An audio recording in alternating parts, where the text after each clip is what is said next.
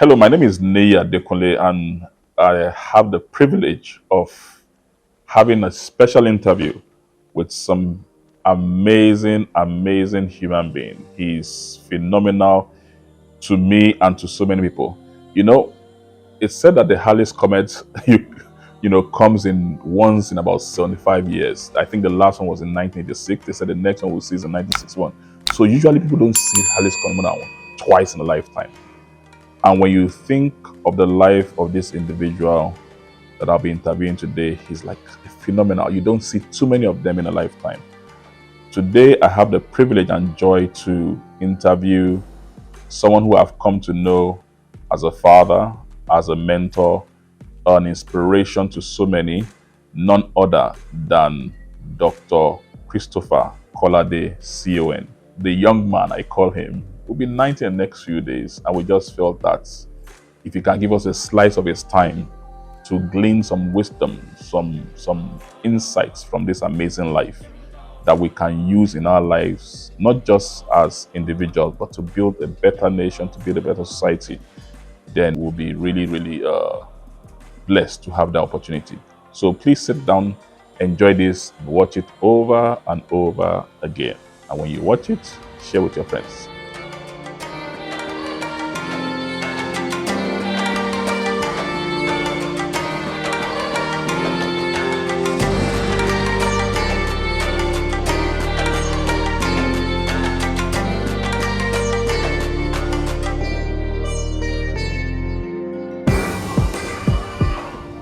Good day, everybody. Well, it's a privilege to be here today. We've been, should I say, praying and hoping and wishing we'll have this time come, and finally it's come. And it's coming at a very pivotal time. I'm talking to a man I've come to know, I've come to love, and I've come to respect. I call him Daddy personally. He's known by different names, Mr. Integrity, CK. Some people call him Grandpa. Some people call him the wizard of the Nigerian business boardroom. He's known as a teacher, as a broadcaster, as a statesman, as most people don't know him as a musician. Most people don't know him as an actor, but he's a man of many parts, and is none other than our father, Dr. Christopher Kolade. Good day, sir. Good day, and thank you. Let me just make one comment about what you said. If I have done, or if I'm reputed to have done many things, I've had a long time. Incidentally, Daddy will be 90 in just a few days. Yes. So 90 short years. See how nice he's looking. I've had 90 years in which I've been able to do some things. You know, all the things I've said doesn't represent everything you've done. So yes, but don't be surprised that I've done a few things. Yes, no, a lot of things. Yes. A lot of things. Well, at least it can be said that I haven't wasted my time. So, now that you've said that, have you heard the saying, jack of all trades? Oh yes, I've heard the saying that a jack of all trades I didn't add anything to it. Usually does not master any trade. Okay. Now, people have attempted to call me a jack of many trades. Okay. But they have not been able to do so because they can't add the second part. You see, that's why I stopped. So they call me somebody, well, a man of many parts. So like jack of all trades, master of all. Well, master of some. No, you did well as a teacher. Well, at least the people that I taught survived. So it means that I didn't do too much damage to them. Then you got into acting. I got into acting, I got into broadcasting. And you went all the way up, broadcasting? Well, you know, the thing is that we must understand that one's way through life is something that sometimes you plan, sometimes you follow what you want to do. In my own case, I started the way I felt that I should start as education officer. But after that, I've gone from one thing to another sometimes to my own surprise. Yes. So I have not been, it's not my plan to have done all these things. Uh, that is why I believe that I must state at the beginning that I, I am not my own person. I didn't send myself into this world. I didn't decide to come, where to be, when to come. I was sent here by Almighty God. And because He sent me here, I have to understand that I have to go according to how He decides. So, when He first led me to go into education, yes, I went into education and thought that I would last long enough in education to even become director of education. But in 5 short years, the Lord moved me into broadcasting. And broadcasting, the Lord moved me away. So He's moved me from place to place. And I'm grateful to Him because wherever He has moved me, it has been good. So let's put it like this: wherever He has moved you, you have excelled. Well, you see, because it was God moving me and saying, go and do this, there are 2 things that He also did. One, He prepared me for what He was moving me into. Okay. But secondly, He was with me in what He moved me into. So that even as I was doing those things, I knew that I had to follow His leading. I had to go according to His standards. And God's standards are the best standards. So if I seem to have done well, that's because it was God leading me and He did not leave me on my own. Very, very inspiring. So, sir, you know that a lot of us are not like you. Is it that God chose you specially Okay. and sent you specially? Let me tell you this. Or you have an uncanny ability to hear the direction and follow the leading? I think that the Lord created human beings to be His people, to be His creatures. And He wanted each human being to be the best that he can be or she can be. But at the same time, the Lord gave us the opportunity from time to time to take decisions, to make choices. And so, if one made a choice without first asking God, it could be the wrong choice. And if you made the wrong choice, you cannot succeed in that endeavor. But if you make a habit of seeking the Lord's face first, and then asking whether this is the way you should go, and if God indicates, yes, that's the way you should go, you're likely to succeed. So we jumped into your life when you started your first job. That was like in the late 50s? Yes. You must have been about your mid-50s. Mid-50s. So I became an education officer in 1955. 55. So you must have been about 20. I was 22 when I went into education. 22? Yes.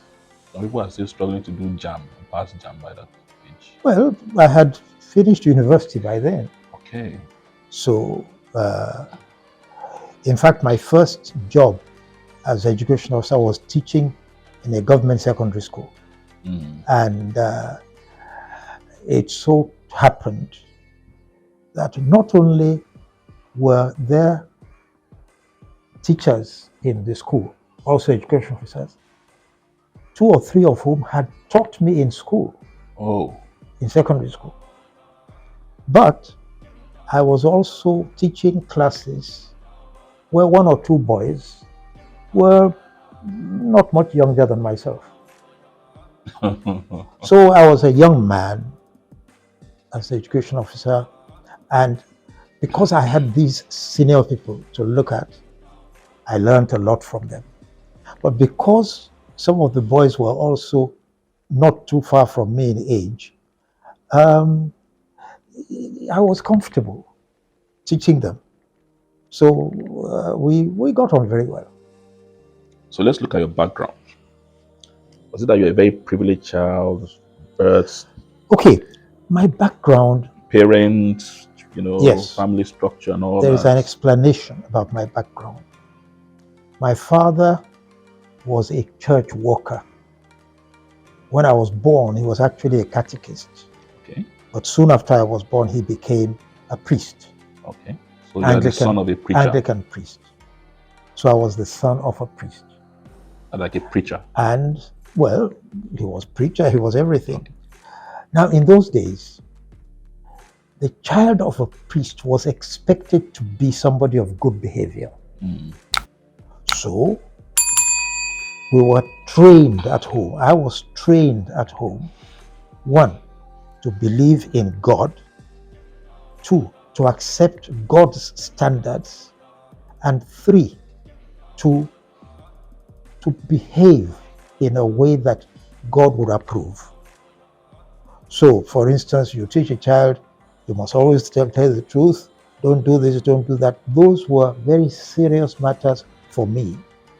And indeed, I can say that much later in life, when I was about 36, 37, there was a small crisis in which my father, who was now retired, had to find out the truth.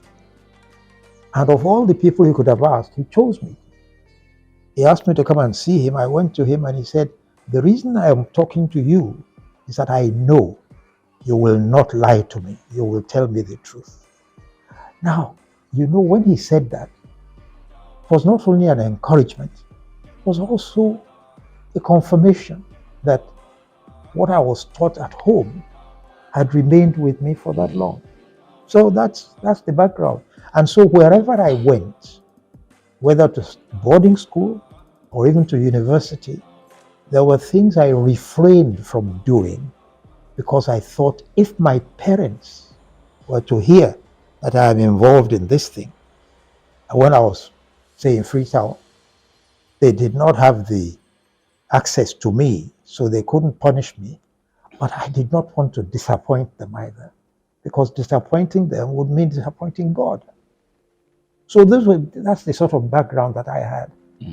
And also I was lucky that my father was an Anglican priest, but my mother had been a primary school teacher before she got married. And so my education in the house was very good, because many things that children wait to learn in school, I was taught at home. And no surprise then that in primary school, I always came near the top of the class.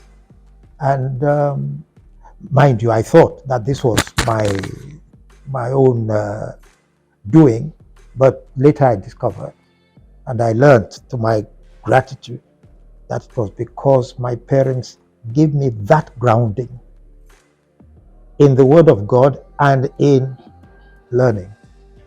So that's how it went. So all through primary school, secondary school, I did quite well. Which schools? Primary school, where? Primary school, Emmanuel School, Ado-Ekiti. Okay, secondary school. And I moved to Christ School, Ado-Ekiti. Oh, the popular Christ School. Just for 2 years. Okay. Before I went to Government College, Ibadan. Oh. I went to Government College, Ibadan. I was there for 5.5 years. And then I went to Forobe College in Freetown, Sierra Leone. And I Why that far? Why that far? Well, there was something very funny about me when I was thinking where to go. I had been in Ibadan since 1946. Okay. I was leaving school in 1951. And I thought, if I were to continue in Ibadan, it's like a monotonous thing. You just Ibadan. So my father was not rich enough to send me to the UK or America. But when I discovered that I could go to Freetown for not much more than I could spend in Nigeria, I, timidly asked him if he would let me do that, and he said yes. So that's why I went to Freetown. And I enjoyed Freetown. I was 4 years in Freetown. But in all of that, I remember when I was going to Freetown, of course, my father had paid my fees. The only thing he gave me as a parting gift was a Bible. And he said to me, if you read this and you follow it, you won't get anything wrong. How And did you feel? and I think he was right. No, when he gave you the Bible, and Yes. how did you feel? When he gave me the Bible, I felt that it was consistent with the way he had brought Okay. me up, the way he had trained me, and that he was really serious about me reading the Bible. Because sometimes you have a Bible, you don't read it. So I read it. I read it, and there were times that I felt I learned something from it. Mind you, there were things that the Bible suggested to me that I would say, really, can I do that? But most of the time, I followed what my father expected. So obviously, there's been a strong connection between who you are today or who you became all through the phases and your home. Oh, yes. In fact, I can say very definitely, without any doubt, that it was because I persevered with the values that I received at home, with the standards that with the training that I had at home, that now people can say, oh, this man's character is not bad. You can always trust him to tell you the truth. You can always trust him to do what is right. Those things came to me from home training. Yeah. So now today, this is 90 years after or thereabouts. Things are slightly different. Things are slightly different, but that's because the environment changes. Times move on, the environment changes. But there's one thing that doesn't change. The thing that doesn't change is that if you want to please God, if you want to give God pleasure, then there are certain standards that you observe. And you ask yourself, well, I ask myself, why am I even in the world? Why am I alive? And I've discovered that the main thing that I want to do, I want to please God because He has the highest standards. He also enables you to do what you can do. He's always with you. And He has an interest. He has an interest in making sure that you become something that He can be proud of, something He can have pleasure in. So my duty here is to please Him. So now at maybe almost 90 now, somebody is saying, I'm in my 20s, I'm a teenager. Yes.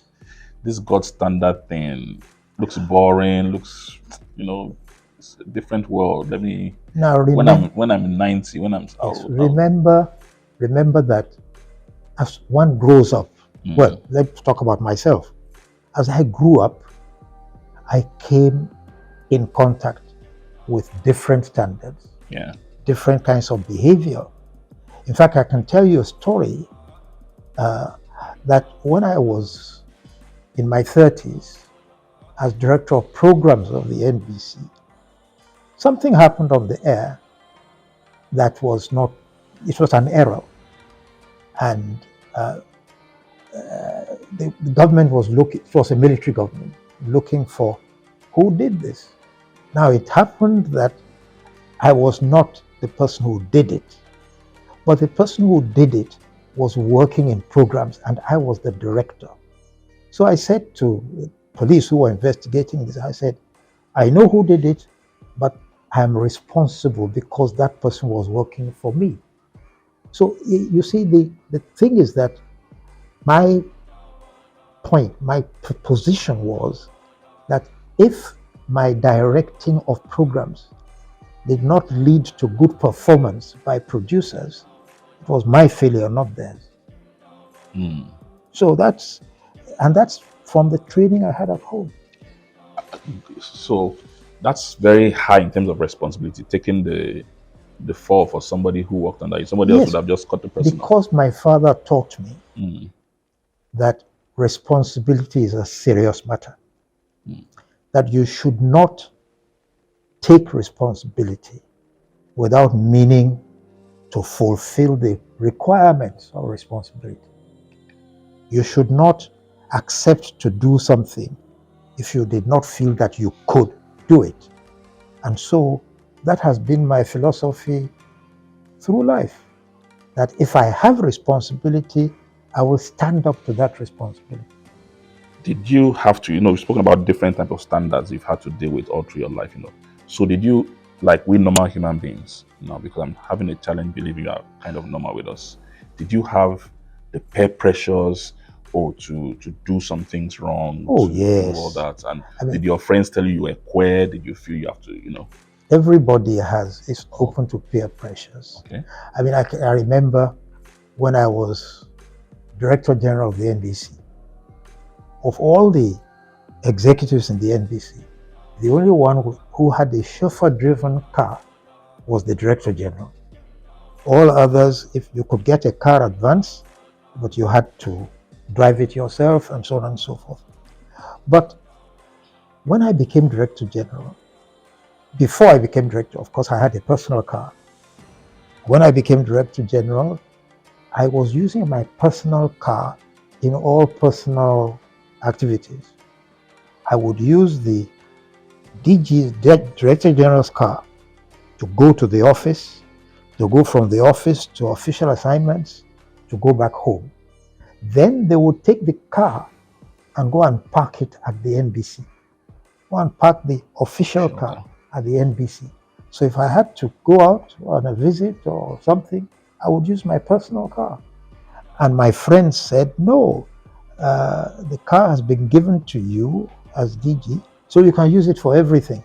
And I said, no, my philosophy is I will use that car for official things. And when there are personal issues, I'll use my personal car. Which to me is a very clear distinction. It's not anything heroic. It's just that I say, if I'm going visiting, for instance, if in the evening I want to go to be entertained somewhere, I use my personal car. I didn't find it strange. But others did. Some others because did. It wasn't the norm. Because people took the attitude that once you became an official with a chauffeur-driven car, you should use that for everything. But that's not my philosophy. So I'm seeing how these value system, these standards, and the fact that you made your own choice to follow them has built you into the person you are today. Oh yes, and don't forget that I'm also a human being. So there were times that I made the wrong choice. Oh, did you? Oh yes, of course. There were times that I got things wrong. Okay. And I went through the consequences of getting things wrong. Like when? But the one thing that I can say now is that anytime I got something wrong, and I knew that I had got it wrong, I confessed that I had got it wrong, and that it was a pity, but I got it wrong. I tried to make a correction. And God, in His mercy, even when I made the wrong choice, would eventually give me something better than the choice I had made before. Yes. So I've been very fortunate in that respect, because God has been very, very gracious in my life. So if I'm sure you know your life is an admiration to so many people, and that's not being overstating anything. People look up to you, people admire you, people love you. You have become a standard in so many areas. You see, there are human standards. Yes. And those human standards vary from time to time, depending who the authorities are. But there is one standard that doesn't vary. God is the same. yesterday, today, and forever. So his standards are the same. So I'm always having to weigh God's standards against human standards. And there are times that because of situations, I chose human standards. But quickly, God would make it clear to me that I was in the wrong place. And I would say, look, it's better to go back to the right place than to continue here, because continuing here, you don't know where you're going to end up. So I would make the effort to go back to the right place. But God was always gracious. When I went back to the right place, when I confessed and repented, He would wipe that away and give me something better. Yeah. So you were always conscious of doing the right thing, and anytime you did the wrong thing, you didn't explain the way you took responsibility again, before God, before the people, and it always turned out good. You see, the problem is that sometimes what people expect, what they want of you, is different from what God wants of you. And so when you do what God wants rather than what people want, you can become a little unpopular. You can become, people can say, what kind of man are you? But if you stick to, again, I emphasize home. I was told at home that it is always better to choose God's way than human way. And the Bible says the same. Bible says the same. It says you can make all the plans, but it is God that orders your steps, orders how you will actually go. So if you go according to what He's ordering, you can't miss your way. Yeah. Thank you very much, sir. Thank you so much, sir. So your life is very interesting. Hope you know that not so many people have this kind of trajectories in their lives. You started as, so when you say education officer, that's secondary school teacher. Yeah. Then from there you went into, which is another story entirely. How do you go from teaching? And you were not teaching music or or drama. Of all things, I was teaching Latin. Latin. Yeah. And you now go into broadcasting. Yep. Then. Well, okay, let's put it this way. Good. When I was teaching in the classroom, the government of Western Nigeria decided that they wanted to start teaching children through radio. Okay. So they wanted to set up school broadcasting. Okay. So those of us who are already education officers in classroom were told that they wanted to do this. If anybody was interested, they should apply. So I applied, and there were 8 of us who applied. So we went for an interview, and remember that I had not done any broadcasting before. But we did the interview, and about a month later, I got a letter saying, we've appointed you education officer, school broadcasting. Interesting. So I had to leave Uwele, where I was classroom teacher, come to Ibadan to come and do broadcast to schools. So your broadcasting was actually to be teaching on air. Yes. Okay. Teaching on air. I went for training at the NBC then. I went for training at the BBC. And I came back in January 1958 to start school broadcasting in the West.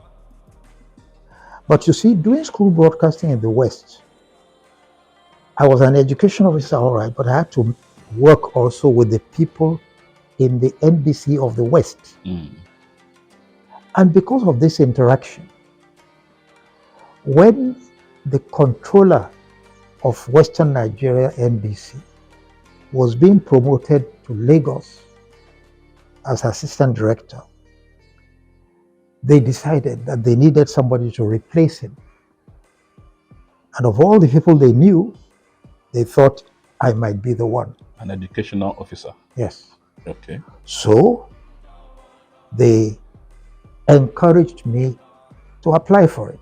And I said, well, at the age of 26, 27, they might not think of appointing me controller. But they said to me anyway, put in an application. And at 27, I became Controller West of the Nigerian Broadcasting Corporation. Now, from that Controller West, in a very, very few years, I was promoted from controller to director. So at this point, you had left education completely. Education was no longer, yes. So controller to director, and as director, I did a number of things, both on radio and television. Things like? Well, programs. Okay. Programs, and because of the way that programs went, they thought I was doing well. Okay. In fact, there was a time that they thought that discipline was not very good. And they asked me to go and be director there to restore discipline. Now, I don't know how I did myself, but they thought I did well. And so it was a surprise to me, and I have to say this, because in 1972, when I had been director of programs for about 4 years, one day I was holding a meeting in my office on a Thursday morning, and I had said to my secretary, I'm holding this meeting, hold all calls. But after about 10 minutes, she buzzed me and said, you have a call. I thought it must be important if she was calling me. So I took the call. It was the call that came from the government to inform me that yesterday, the Federal Executive Council had met and decided to appoint me Director General. Now 1972? Yes. That was General Gowon? Yes. Okay. I was not expecting it, but it happened. And they didn't tell you? Well, they didn't tell me that it was going to happen. Okay.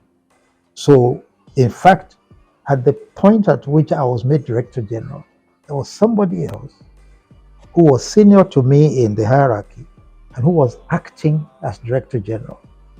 But when they took the decision, it was me that they said. And so that was how I became Director General. So you see, when I say that I was moved, not by my own design, that's what I mean. That without any consultation with me, suddenly I'm asked to go and do something. So I went to become Director General. And I did that for 5 years and thought, I could do better, because working where I was, I was too much subjected to government policy, government thinking. And I thought, I need some more freedom. Maybe I want to be myself. So I said, let me try the private sector. Fortunately, in those days, the voluntary retiring age in government was 45.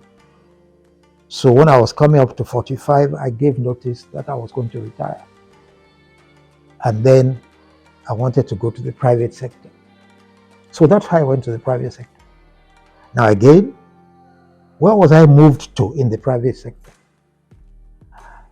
When I decided I wanted to go to the private sector, I consulted friends who were already in the private sector. And they led me to look at a small company, startup company, but with plenty of potential. And they said, if you can become a director of that company, the future is okay.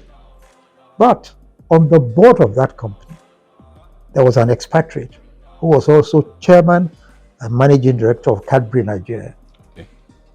So he found out that I was trying to become a director of that company. Okay, the startup company. So one day he phoned me and said, let's talk. So I went to see him, and he said, I hear you're trying to get into that company. I said, yes. He said, don't you know that's a small company, it's a startup. You've been Director General, it's not fit for you. Why don't you come to Cadbury? And I said, Cadbury? Well, what's happening in Cadbury? So again, a surprise, because he looked for me, and eventually I went to Cadbury. And I went to Cadbury from broadcasting. And in Cadbury already you had people who were doing So were you like head of personnel. communications in Yes. Cadbury, or what were you in No, Cadbury? I was director of administration Okay. to start with. Then they discovered I could also do personnel. And eventually, one day again, I had just returned from a trip and I was called in by my managing director. And he told me, look, we've taken a decision. The chairman, myself, and the people in Cadbury Schweppes have decided that today we're going to make you deputy managing director. Me, deputy managing director. He said, it's not only that, in 18 months from now, I will retire from this job and you will become managing director. So these were things that happened really, first of all, without consultation with me. But secondly, when I felt that I couldn't say that, oh, I'm ready for this. So that was how it happened. And so when I say that it was God that moved me from one thing to another, that's what I have in mind. There's nothing I've done that it was not God that moved me. So when people now say, oh, you've been this, you've been that, and you've been the other, I was not the one doing it. It was God who said, go and do that. And because he said, go and do that, of course he was with me. Of course he helped me. Of course he gave me what I needed to succeed. And one thing about those places I went to was that I went in as directed by God, and according to God's plan and grace, I ended up as the head of the place. But looking back from the time you started at education officer, there seemed to be a track record you were building at each phase that was opening the door for the next phase. Yes. So I think so, because again, you see, I have to give the credit and the glory to God, because it was, I thought I was going to last much longer in education. It was that said, move. So anytime he has moved me and I have obeyed, it has gone very well.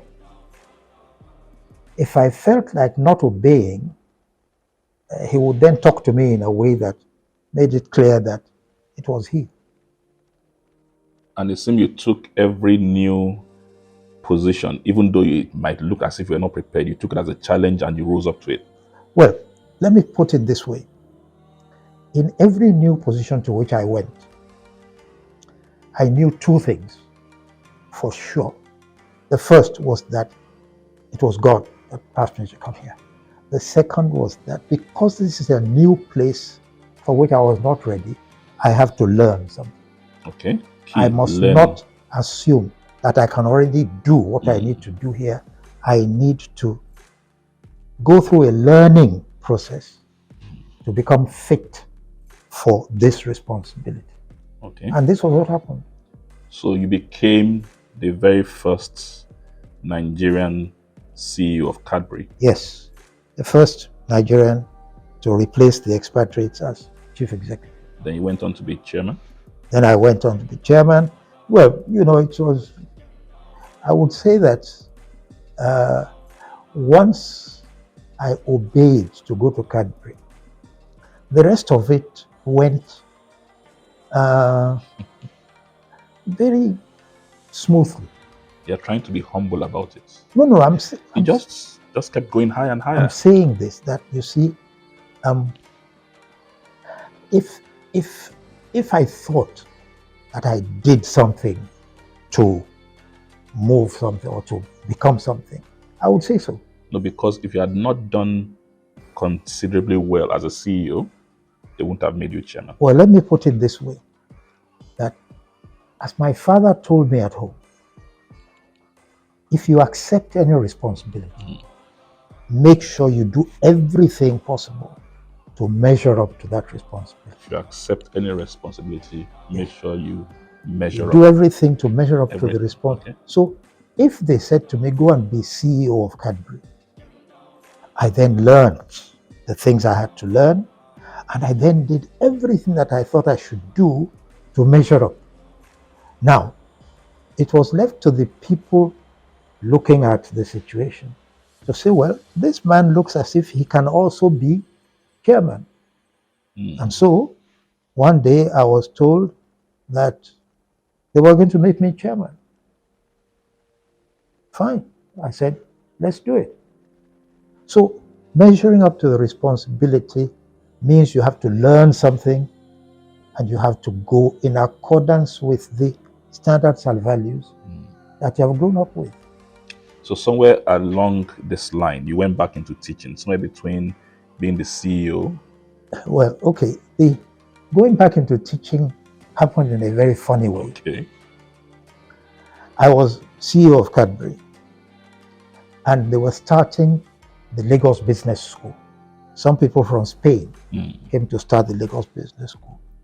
Now, when they devised the programs, they had to interest those of us in the private sector to actually use the programs.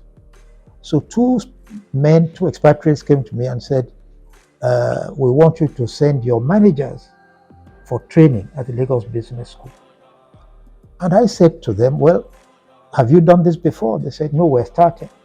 I said, well, you see, when you're starting, I don't really know your standards. And therefore, I don't send my managers to a place of which I'm not confident. Are you doing anything for chief executives? And they said, yes, we're going to start with a 2-day event for chief executives. So I said, I will come to that as chief executive. You give me training as chief executive. And if I think your standard is good, then I can send you managers. So that's back to what you said, still learning as a chief executive. Yes. So I went to Lagos Business School. Which year was this? That was Mid-90s? in the 90s, yes. 1991. Okay. So I went to Lagos Business School, and we happened to be talking about corporate governance and how you organize boards and so on. And the man that was brought to teach us the final session on boards and committees, when he started telling us what we should now learn, remember I was already CEO where I was, and I thought, this is very strange to me. I don't do this. So I started asking him questions. Now, the expatriates who had come to me to do this were also in the back of the class, Okay. observing. So I said to the man who was teaching, I said, permit me, but I question this particular thing you are saying, because in my view, it should go another way. So he and I got into a conversation with the rest of the class looking on. And eventually, I was shocked when he said to me, I think you're right. Let's change what I was saying. We will do it according to what you want. So I thought... And that was a class full of That was CEOs. a class of CEOs, about 10 of us.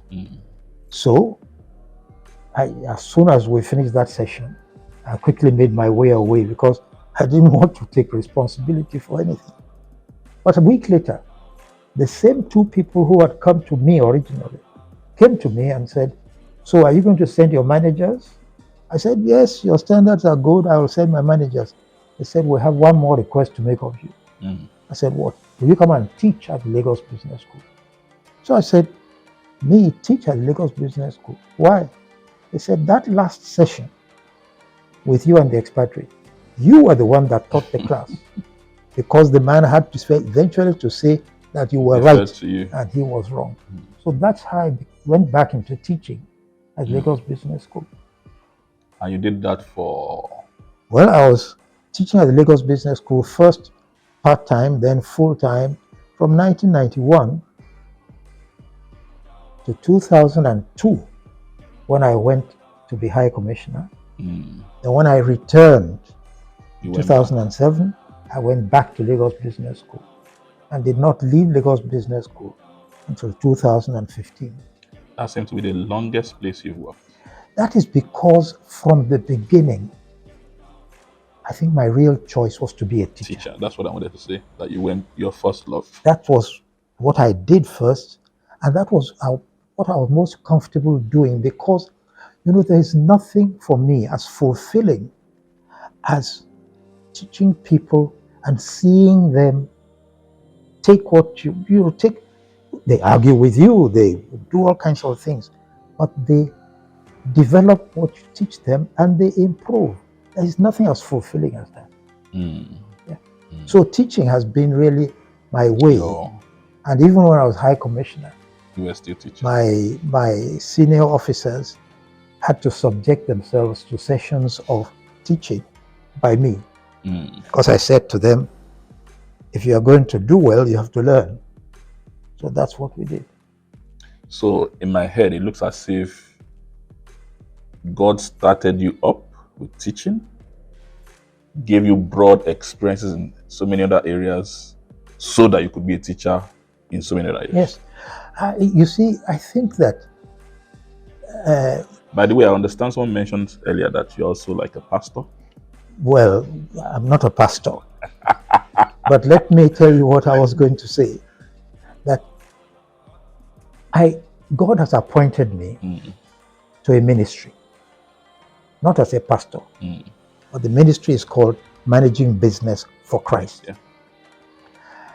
And when he was going to tell me that I should do this, it was in 1999.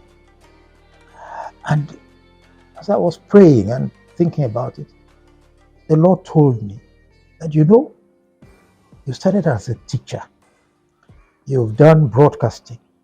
You've been in business. You're still teaching, and maybe you'll do other things. But all these things that you are doing or have done are a preparation for you to lead Managing Business for Christ. Because it's a specific ministry, managing business, but doing it for Christ. So that was what God told me. Managing Business for Christ is in Nigeria, UK, and Canada? We started in Nigeria, but some of those who attended in Nigeria went overseas and they extended it.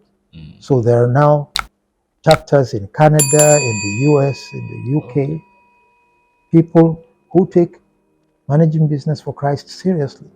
And these days, because we now have technology that allows you to zoom the thing around, when we hold monthly seminars, people attend from all over the place. Yeah.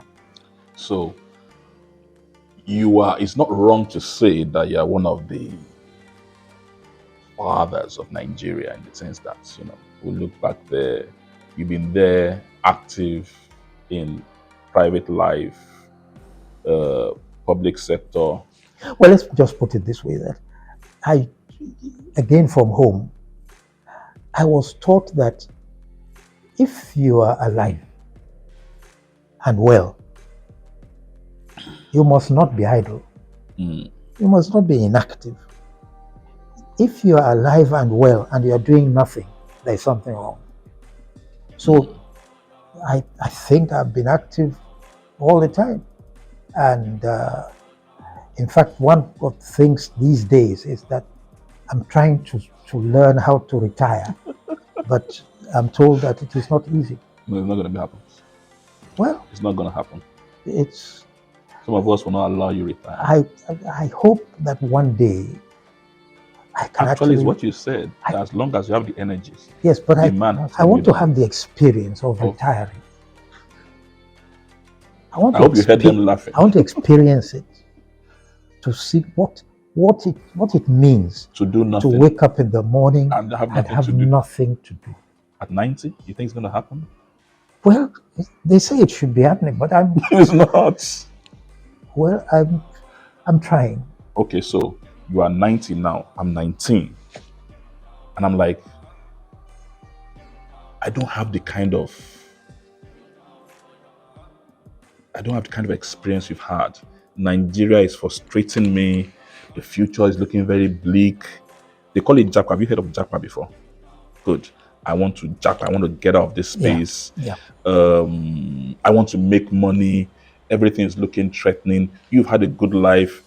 You are a comfortable Nigerian. You are respected and all that. What can you Yes. say to me? What I would say to anyone is this. First of all, every human being has been created by God. And when God was creating man, he actually specified that he would create man in his own image and likeness. Now, if you study God's image and likeness, you discover that there are certain things you must do in order to measure up to the image and likeness. For instance, one of the things is that God determines right from wrong.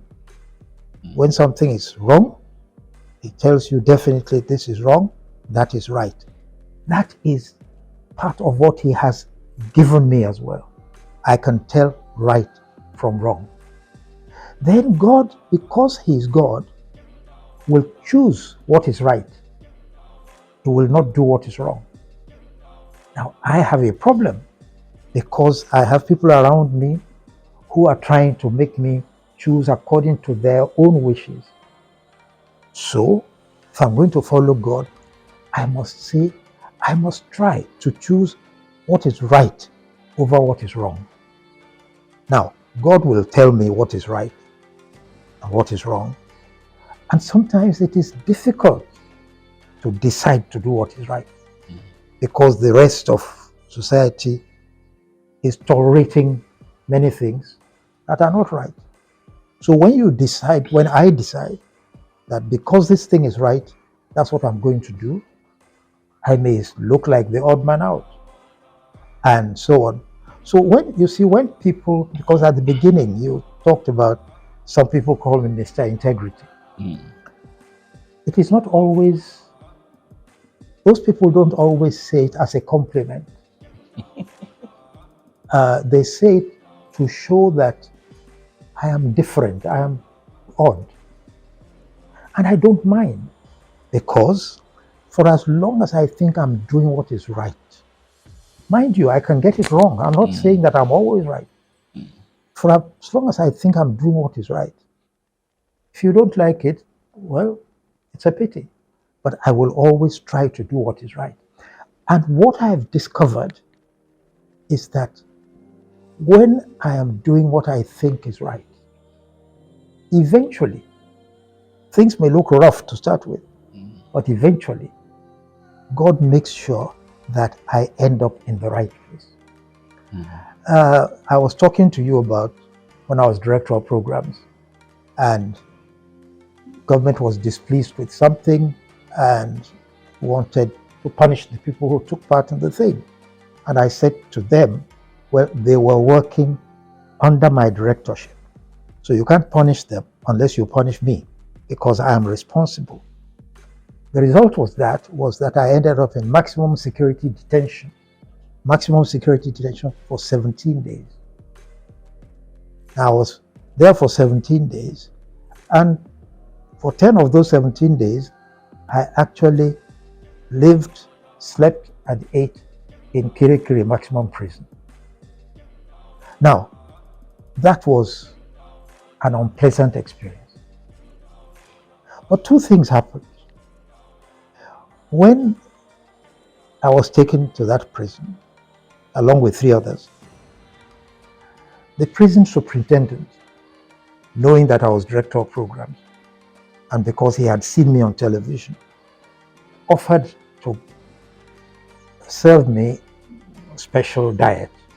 That is, don't eat what the prisoners eat, we'll give you special diet. So I said to him, let's not do that. Those who sent me into detention sent me here so that I can experience what goes on here. So let me eat what they're eating, let me do what they're doing, and so when I leave here, I can say, this was my experience in prison. And he said to me, that's my fear, that you will go out and say, this is how we treat prisoners. I said, well, I'm sorry, but I can't go out and say that I was a special detention person. No, let me do what people do here. So I did everything. But not only did I survive that, less than 2 years later, the same government that sent me into detention was the one that appointed me Director General. Mm. And when I was appointed Director General, I had to go and pay courtesy call on the head of state. And the authorities told me on that occasion that they regretted having sent me into maximum detention, that they had found out that I did not deserve it.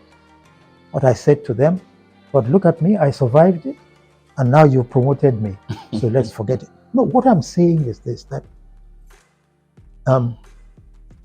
if you are not performing on the human level, but you're asking God to take control, to take charge, he ends up with the right thing.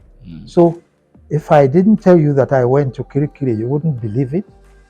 But you don't look like. But I ended up as Director General of the NBC. And I've done other things since then. Notable things. So the thing is that, I'm so grateful to God that by leaving things in His hands, by following Him, that's why I seem to have done the things I've done. You don't want to say you've done well. That's why you've done, and you have done well. Well, Daddy, you've done well. Done well, you're comparing yourself with other people. And that's why God kept rewarding you with greater responsibility. I have done what I was led to do. And you did it well. And because the person leading me is always you don't want to agree looking with at the best standards. Your professor in LBS agreed with you. So agree with me that you did well. Well, just put it this way. No, tell me that you agree with me that I did well. I did what God wanted me to do. And you did it well. And because God is always I need you to say it. A God of best standards. But I need you to say that you did well. That's why God promoted you. Well, won't you say it? If you say so, then that's women and my daddy. I have to agree with you. Good. Yes. If you say so. Yes. But you see, one of the problems we are doing well is that you always know that you can do better. Oh yes. So, yes. So what is well? What he said. Well done. Exactly. So but you could do better. So you say to yourself, thank God for what I did. You can always do better. If I need to do better, please let me know. Thank you very, very much. You see, the challenge I have is this. How do you talk to somebody who's gone from like the whole 9 yards in 1 hour? It's not possible. And if I want to make you say something now, you might not agree. Should I try it? We can try it. If I won't agree, I won't agree. That's the problem. Would we do another one, a follow-up? Just no explanation, just say yes or no. Well, you see, you now use your age and wisdom. These things are meant to communicate something to viewers and listeners. Yeah. If it is the listen carefully. If it is the view expressed by those listeners and viewers and their friends that they want to hear something more, then our duty is to give them more. Do you want to hear something more? But yes, rich, deep, inspiring. No. He's only one man. Okay, don't worry. We'll put it out and we'll ensure we put this there. I'll bring you the comments. At that point, you can't say anything again. I take charge. We'll look at the comments. Thank you very much. But let me say something finally. Because of the things that God has led me to do, people have known me. And at one point, I was Director General of the NBC. At one point, I was Managing Director of this. Some other point, I was chairman of that. High Then Commissioner. I became High Commissioner. Then I became Pro-Chancellor. So I've borne many titles. Many titles. So some people make a mistake by when they want to introduce me or talk about me, they look at the thing that they think I did last, which was High Commissioner, and they say, this is Ambassador Christopher Kolade, or they even go further to say, His Excellency. His Excellency. And those two things are wrong. They're not right. First of all, I'm no longer an ambassador. So you can't call me an ambassador. And so I don't bear the title His Excellency. But when I went to God to say, solve this problem for me, what can I do about it? God said, all right, all those titles, who gave you the titles? People. And I had to confess that it was people who said, you're Director General, you're High Commissioner, you're this. Even people themselves will expire. So the titles they give will expire. And each time you left that position, that title expired. There's one title that you have, that I have, that will never expire. And it's in the Gospel of John chapter 1. The Gospel of John chapter 1 says in verse 12 that Christ came to his own didn't receive him, but for as many as received him and believed that he is who he is, they have been given the power to be called children of God. That's my title. My title is I'm a child of God. And no man can take that from me. Not even me. No man can we share that together. Moderate it. Yes. Because that is the title that in this world and the next will be my title by the grace of God. Amen. Thank you so much, sir. Thank you. So I want to wish you a happy birthday in the next few days. Yes, I have a birthday in the next few days, but don't let us talk about that. No, it's going to be, I'm just saying that. Yeah. So thank you very much, sir. Thank you very much, everybody. So we trust and we hope we'll be coming back again very soon to dig in deeper.